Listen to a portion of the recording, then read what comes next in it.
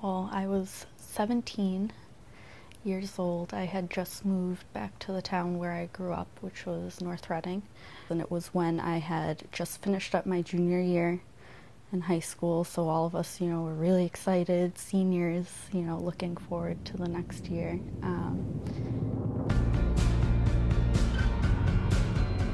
He approached me when I came out of the bathroom. I was familiar with him. I'd eaten with his family. Then this other kid who I didn't know also started talking to me.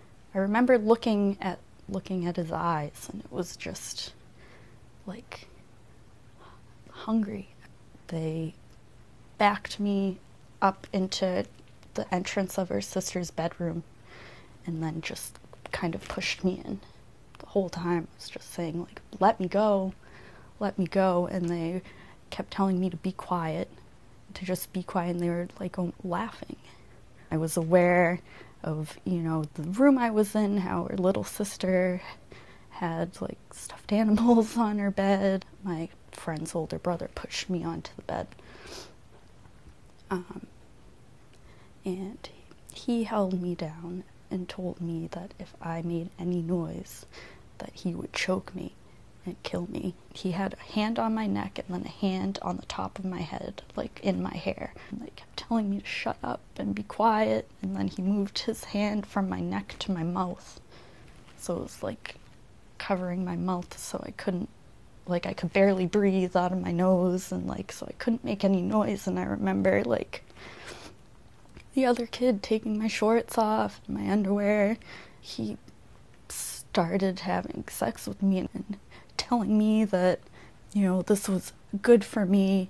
This was going to be the best sex of my life. And I was very aware of him doing that to me. And then he was finished, and I was praying to God that was all that was going to happen. It wasn't, he came over and just yanked me by the hair and stretched me out more. They switched positions. I remember looking up at him, and he could only see my eyes, but I was trying to convey to him, please, your sister's one of my best friends. It was almost like a betrayal on top of what he was about to do, because it was someone that I knew and I trusted. He started having sex with me, and he called me a whore.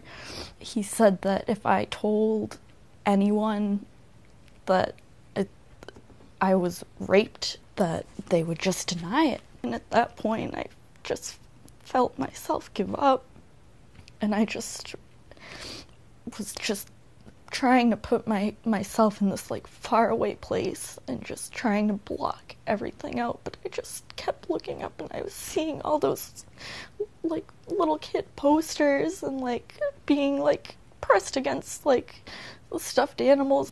And then he finished. They put my underwear and my shorts back on.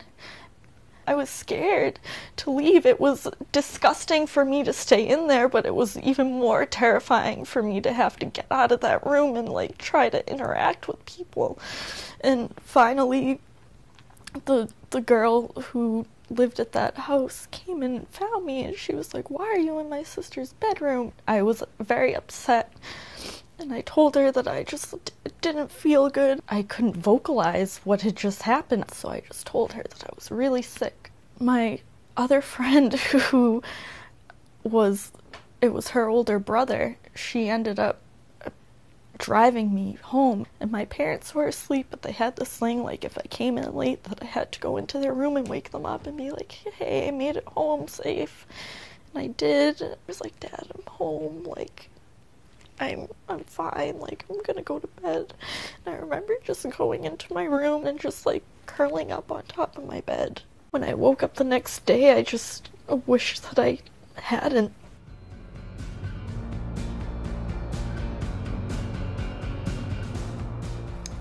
My name is Tina Perry, and today is Monday, July 16th, 2012, and I'm a rape survivor.